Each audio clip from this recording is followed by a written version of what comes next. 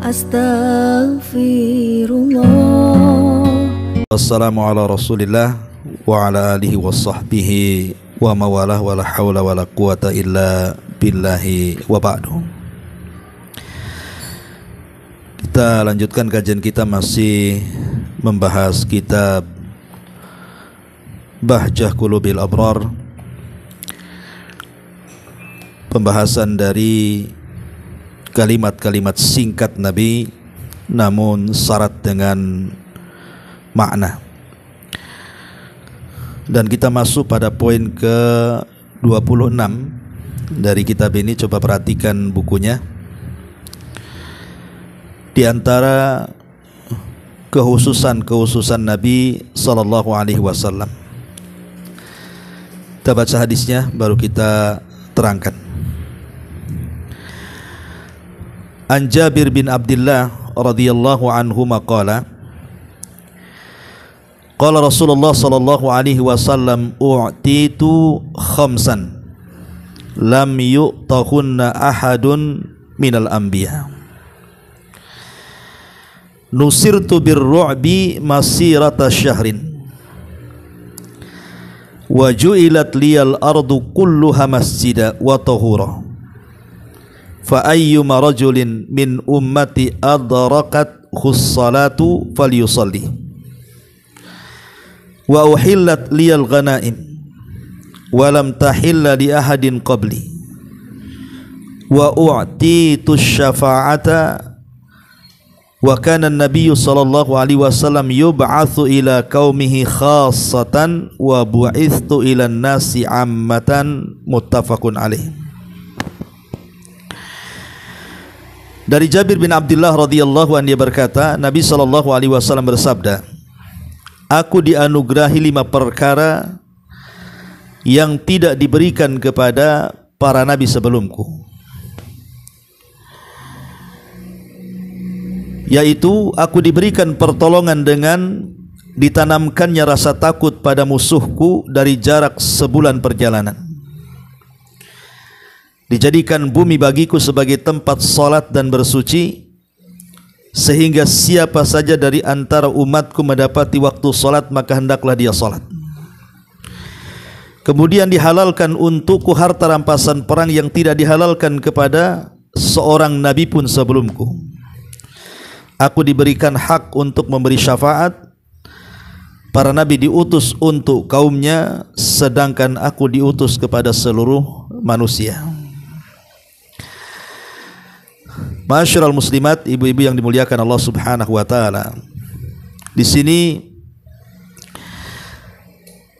As-Syekh Asy-Sya'di rahimahullahu taala hendak menjelaskan kepada kita di antara keunggulan ataupun kehususan Nabi kita Muhammad sallallahu alaihi wa ala alihi wasallam. Lah, dalam hadis ini Nabi menjelaskan sebagian kecil, karena kehususan dan keistimewaan Nabi itu banyak sekali, baik dengan seluruh para nabi ataupun dengan seluruh umat manusia. Taib, untuk mempermudah pembahasan, saya akan bagi beberapa poin tentang kehususan Nabi sallallahu alaihi wasallam. Yang pertama, kehususan Nabi sallallahu alaihi wasallam dari seluruh manusia. Kemudian yang kedua, kehususan Nabi sallallahu alaihi wasallam dari seluruh umatnya, tetapi terkadang berserikat dengan nabi-nabi yang lainnya. Kemudian yang ketiga, kehususan umat Muhammad sallallahu alaihi wasallam dari umat-umat selain Nabi sallallahu alaihi wasallam. Inilah 3 poin yang kita akan bahas di siang hari ini. Yang pertama, kehususan Nabi sallallahu alaihi wasallam dari seluruh manusia. Pertama di sini, sebagaimana hadis yang kita baca yang diriwayatkan dan disepakati Bukhari Muslim muttafaqun alaihi di sini, di mana Nabi sallallahu alaihi wasallam diberikan oleh Allah Azza wa Jal pertolongan oleh Allah dengan cara menanamkan rasa takut kepada musuh-musuhnya sebulan perjalanan. Logikanya Bu, kalau ibu berjalan 1 bulan kira-kira sampai di mana tuh? Lah sejauh itulah musuh berfikir kalau mau menyerang Nabi sallallahu alaihi wasallam, dan perasaan takut itu menjadikan kelemahan bagi musuh. Itulah kenapa pasukan Nabi sallallahu alaihi wasallam walaupun sedikit selalu dimenangkan.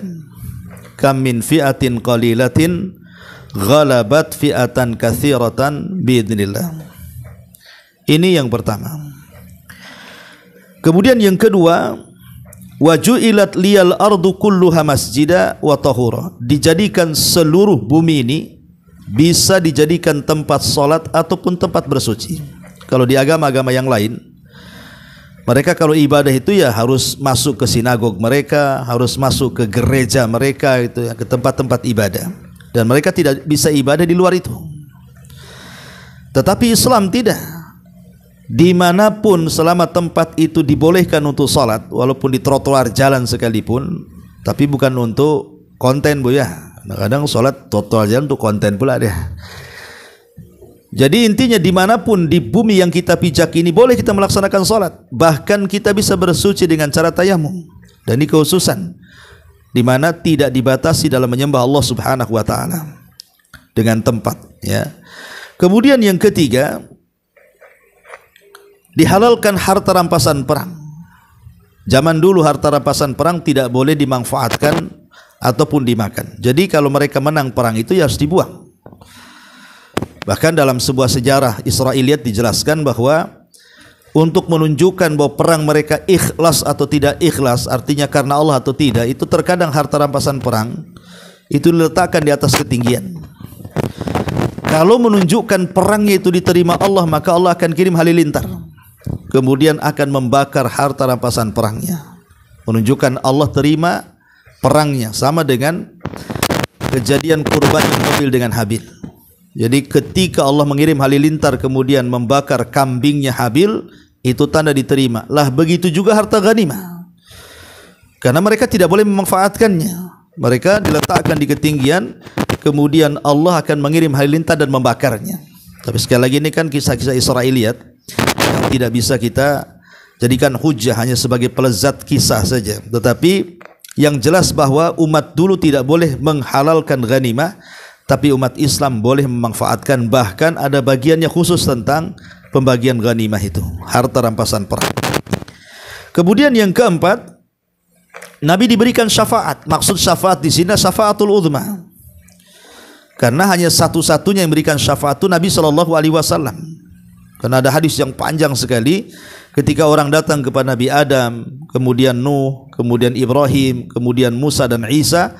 Semua para nabi dari ulul azmi mengatakan nafsi nafsi, uruslah diri kalian, uruslah diri kalian, ya, artinya mereka angkat tangan berikan syafaat, kecuali Nabi sallallahu alaihi wasallam yang kemudian sujud di bawah arsy dengan sujud yang lama sampai Allah mengatakan irfa ra'saka ya Muhammad sal tu'ta wa qul tusma washfa tushaffa, katakan kau didengar, kemudian mintalah kau akan diberi, dan mintalah syafaat engkau akan diberikan syafaat. Maka satu-satunya Nabi yang mendapatkan syafaatul uzma adalah Nabi kita Muhammad sallallahu alaihi wasallam. Ini yang keempat. Dan yang terakhir dalam hadis ini, di mana seluruh para nabi diutus kepada kaumnya, tapi Nabi kita diutus kepada seluruh manusia, jinnya dan manusianya. Satu-satunya Nabi yang diutus kepada kalangan jin dan juga manusia adalah Nabi kita Muhammad SAW, dan itu bisa dilihat dalam suratul jin ketika ada sebagian jin beriman kepada Rasul sallallahu alaihi wasallam dan menganggap mereka bahwa Nabi sebagai Nabi mereka. Ini diantara yang tertuang dalam hadis yang kita baca, 5 perkara yang merupakan kekhususan Nabi sallallahu alaihi wasallam selain daripada seluruh manusia. Kemudian juga yang lainnya saya tambah selain daripada 5. Yang keenam, anna syaitan la yatamathal fi suratihi. Setan tidak bisa tasyakkul, beralih rupa menyerupai Nabi sallallahu alaihi wasallam. Jadi kalau orang bermimpi berjumpa dengan Rasul, ya, tapi mimpinya aneh, mungkin Rasulnya ngadap ke belakang, hanya dilihat dari ke belakang atau ke samping gitu kan, ya tidak jelas, maka itu bukan Nabi SAW. Ya, walaupun pemain dalam mimpinya dia ngaku Nabi, Karena setan itu tidak bisa menyerupai Nabi dalam mimpi. Tidak bisa. Ya, kecuali betul-betul berhadapan, nampak wajahnya, nampak perawakannya, dan kita sudah baca fisiknya di dalam penjelasan syarah para ulama seperti dalam kitab Syama'il Muhammadiyah. Persis seperti yang kita pelajari dari fisiknya dan begitu seterusnya. Ya mungkin saja. Tapi kan tidak semua orang bisa bermimpi berjumpa dengan Rasul. Ya, hanya orang-orang tertentu saja. Karena setan tidak bisa menyerupai wajah Nabi SAW. Kemudian juga yang nomor 7, Nabi SAW berbeda dengan manusia yang lainnya, termasuk juga para nabi, di mana Nabi SAW memiliki banyak nama. Nabi SAW itu memiliki banyak nama, di antaranya Ahmad, kemudian Muhammad, Al-Mahi, Al-Hashir, Al-Aqib, Al-Khatim, Al-Mustafa, dan macam-macam nama yang disematkan kepada Nabi SAW. Ketika banyak nama difokuskan kepada satu orang, menunjukkan bahwa itu keagungan. Sama dengan ketika bicara kiamat. Ya, dalam Quran itu puluhan nama kiamat untuk satu peristiwa. Ketika ada satu peristiwa kemudian banyak nama, berarti peristiwa itu sangat dahsyat, sangat agung. Lah begitu juga ketika banyak nama untuk ditujukan kepada satu orang, menunjukkan satu orang itu memiliki kemuliaan. Ya. Kemudian juga yang nomor 8 tentang wajibnya salawat. Tidak ada umat-umat selain Nabi SAW diwajibkan bersalawat kepada nabinya, seperti umat Nasrani diwajibkan salawat kepada Isa, umat Yahudi diwajibkan salawat kepada Musa, atau umat Ibrahim kepada Ibrahim, umat Syuaib kepada Syuaib, umat Saleh kepada Saleh. Tidak ada.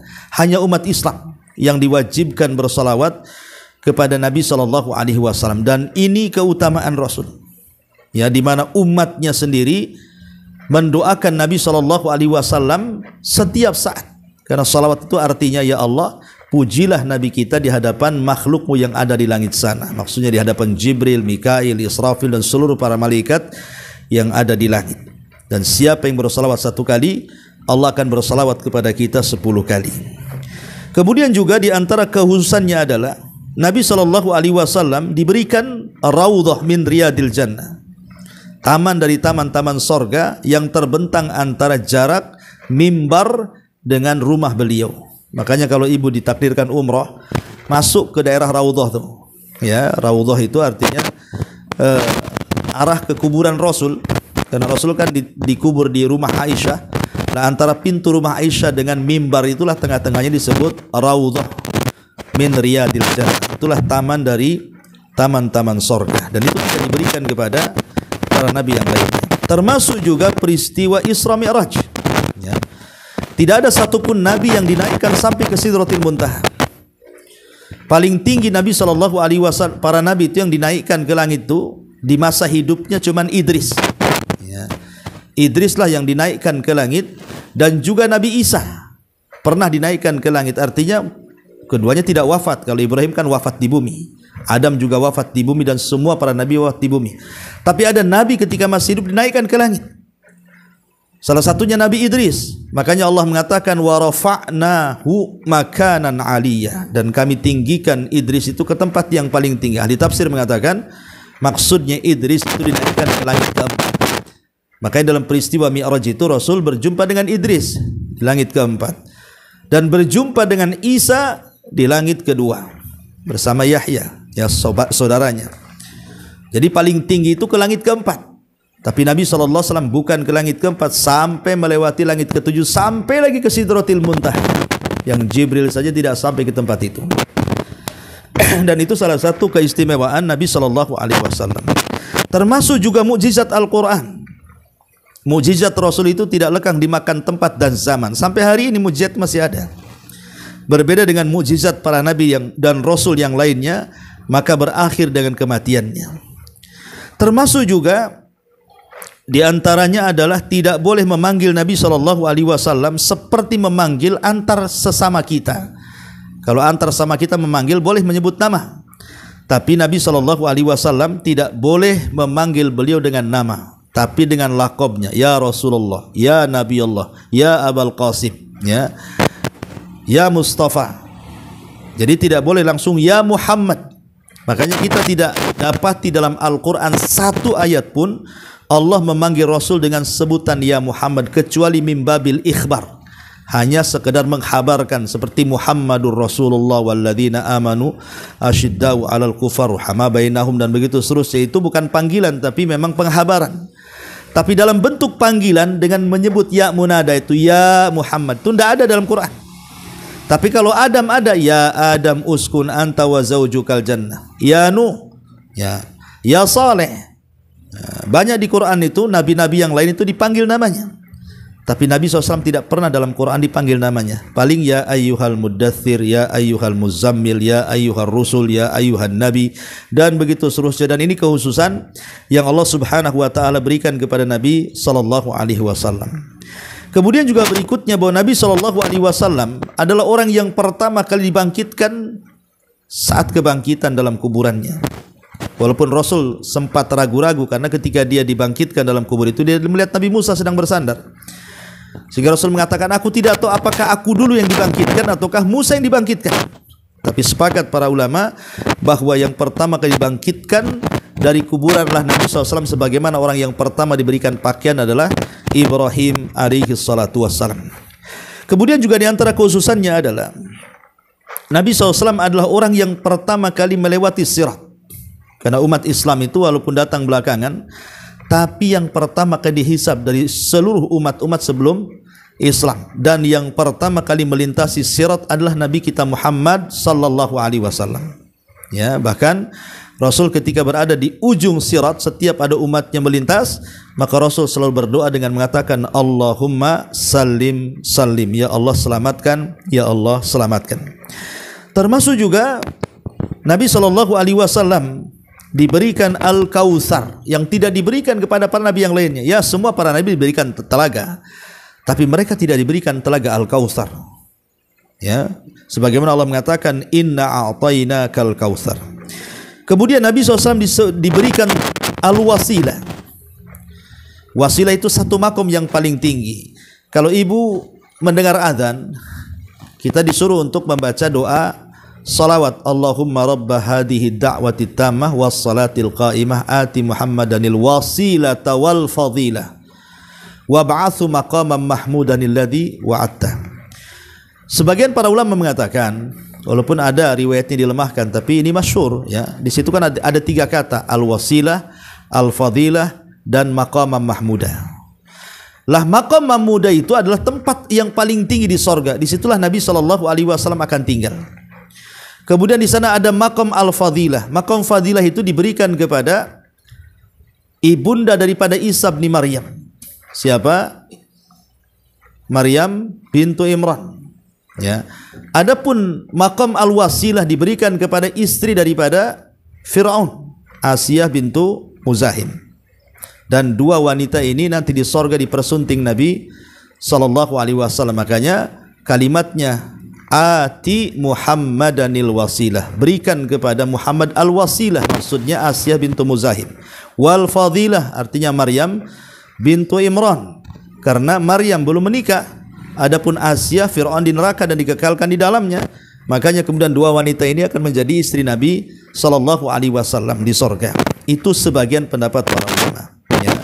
Jadi Nabi diberikan al-wasilah wallahu alam. Kemudian juga di antara kekhususan Nabi SAW adalah Rasul diberikan mafatih khazainil ardi, kunci-kunci pembendaharaan bumi. Bayangkan Nabi di saat lemah-lemahnya di permulaan dakwah, dia berani memprediksi bahwa dua negara adidaya, Persia dan Romawi itu akan jatuh ke tangan kaum muslimin.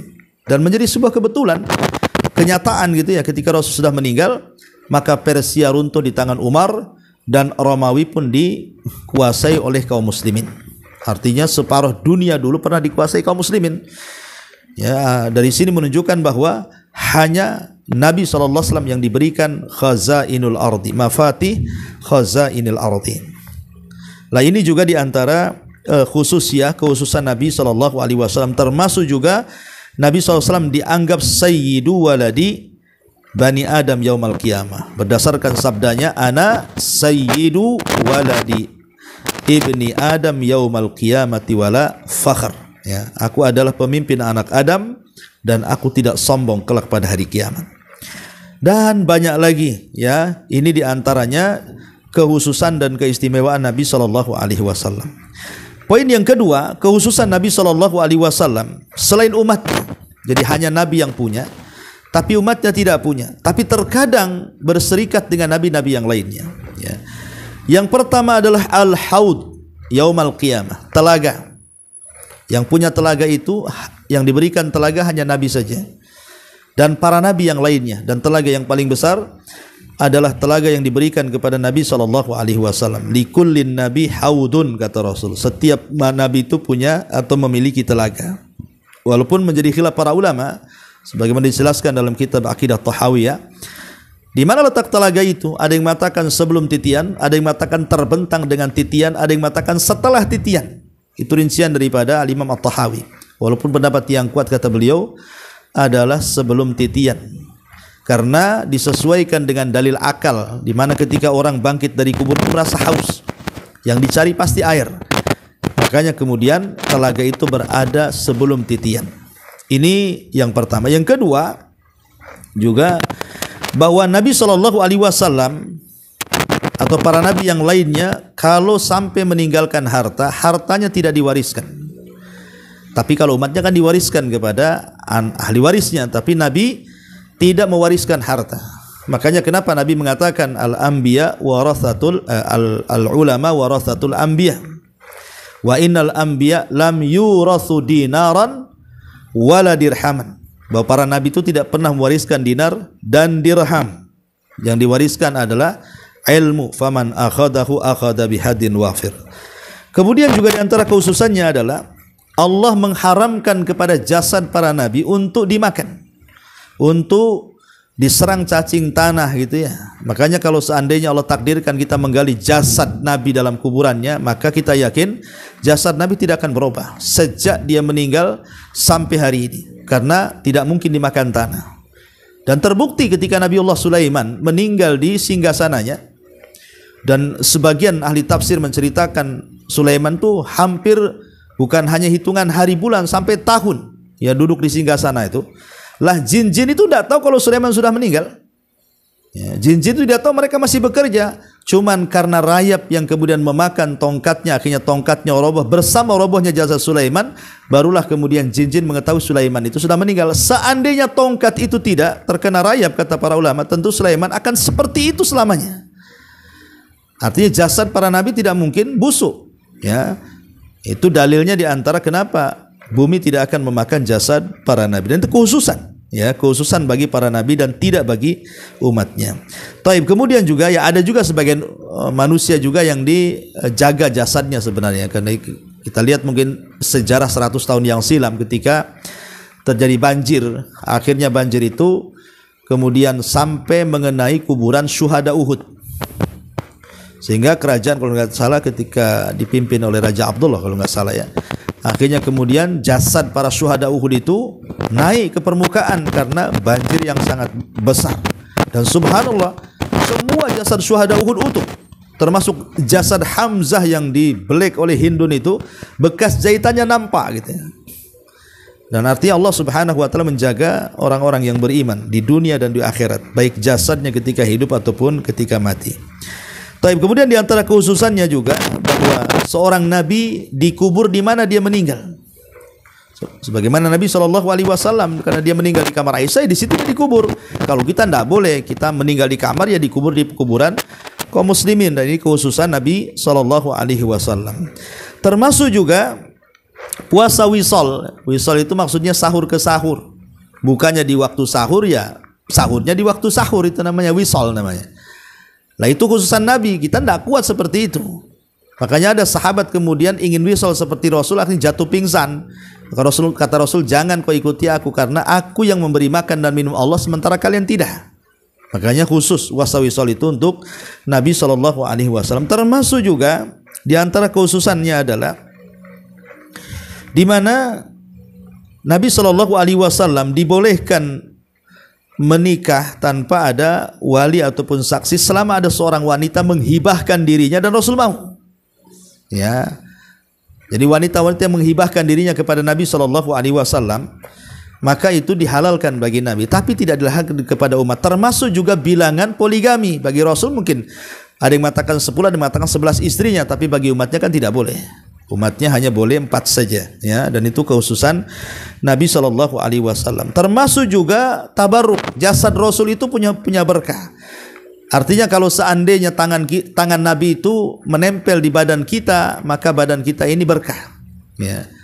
Atau kita memegang serban Rasul ataupun jasad Rasul itu jadi berkah kita, karena berkahnya badan Rasul itu muntakil, dzatiyatun muntakilatun, dalam bentuk zat dan juga berpindah gitu ya. Tapi khusus bagi Nabi, nggak bisa bekas kiai berkah, karena bekas minuman kiai, bekas minuman Ustadz Abu Mero diminum sama ibu, nggak ada berkahnya, Bu, ya. Jadi itu khusus Nabi SAW. Nabi itu ludah saja ditangkap para sahabatnya, langsung ludahnya dilap-lap kepada badannya. Nabi dicukur saja mau perang itu ngambil rambutnya, bekas wudunya saja mau perang. Nah, karena memang sifat berkah di jasad Rasul itu namanya dzatiyatun muntakilatun dalam bahasa ulama akidah. Dia berkahnya secara zat dan bisa berpindah. Ya, karena berkah itu kan ada yang sifatnya dzati, ada yang sifatnya ma'nawiyah. Seperti sifatnya ma'nawi itu Quran. Kalau kita semata-mata memegang Quran, ya tidak dapat berkah. Tapi kalau kita membacanya baru dapat berkah gitu ya. Nah, seperti itu contohnya. Atau kemudian air zam-zam, kalau kita pegang saja untuk cuci tangan ya tidak berkah, kalau diminum baru berkah. Nah, itu namanya ma'nawiyah gitu ya. Tapi kalau jasad Rasul itu zatnya memang berkah. Bahkan ada orang yang matanya sakit diludahi Rasul sembuh. Nah, itu karena memang berkah ludah-ludahnya Nabi SAW, dan ini khususan Nabi dan salah satu mukjizat Nabi SAW. Kemudian juga Rasul itu matanya tidur tapi hatinya tidak pernah tidur. Itu khususan Nabi. Kalau kita kan mata tidur, hati juga tidur, dua-duanya, ya. Kemudian juga di antara khususan Nabi SAW adalah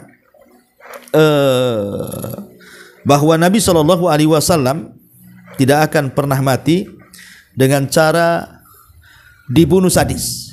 Ya, ulul azmi, khususan Nabi SAW dan ulul azmi rata-rata tidak ada yang mati dibunuh. Mereka matinya itu rata-rata entah sakit, entah apa gitu ya. Makanya Isa bin Maryam ketika hendak dibunuh diangkat ke langit oleh Allah dan digantikan oleh yang serupanya. Kenapa Isa tidak sampai dibunuh oleh orang Yahudi, walaupun orang Yahudi mengklaim membunuh Isa? Karena seorang ulul azmi minar rusul tidak mungkin dibunuh dengan cara sadis.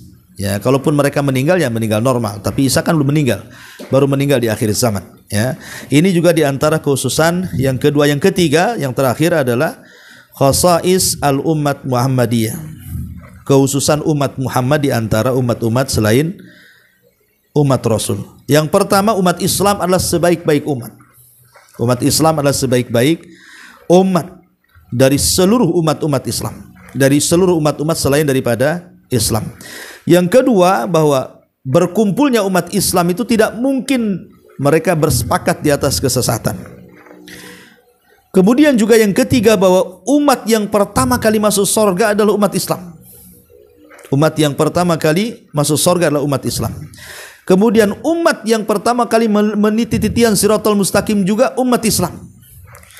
Kemudian juga di dalam Islam ada hal-hal yang diampuni kalau dia lupa, kalau dia tidak sengaja atau karena dia dipaksa gitu.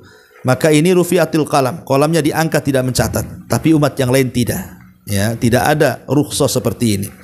Kemudian juga umat Nabi SAW nanti pada hari kiamat akan bercahaya, baik bekas-bekas sujudnya ataukah bekas-bekas wudunya. Dari situlah Rasul mengenali umatnya dan tidak ada pada umat-umat yang lainnya. Termasuk juga di antara khususan umat Nabi SAW adalah Allah berikan 70.000 orang yang masuk surga tanpa hisab dan azab.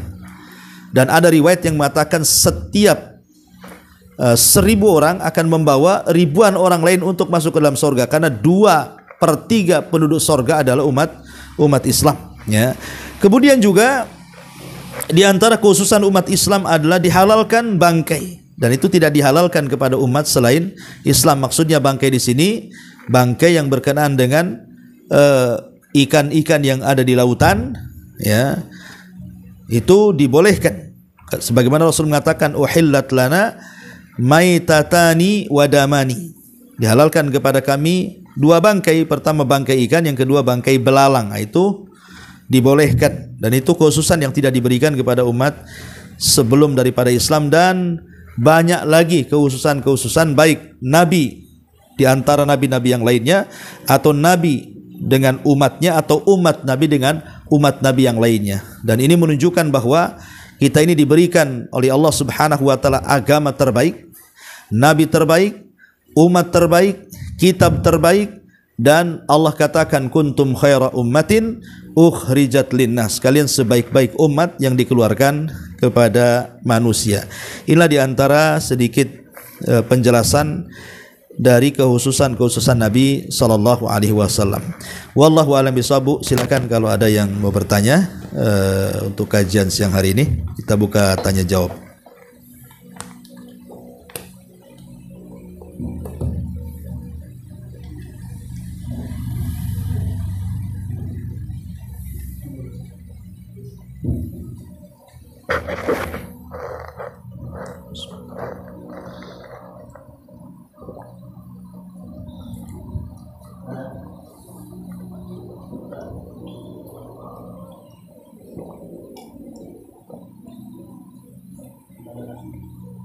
Nggak ada. Alhamdulillah. Ya, kalau nggak ada kita tutup dengan doa kafaratul majlis. Subhanakallahumma bihamdika asyhadu an la ilaha illa anta astaghfiruka wa atubu ilaik. Allahu taala alam. Assalamualaikum.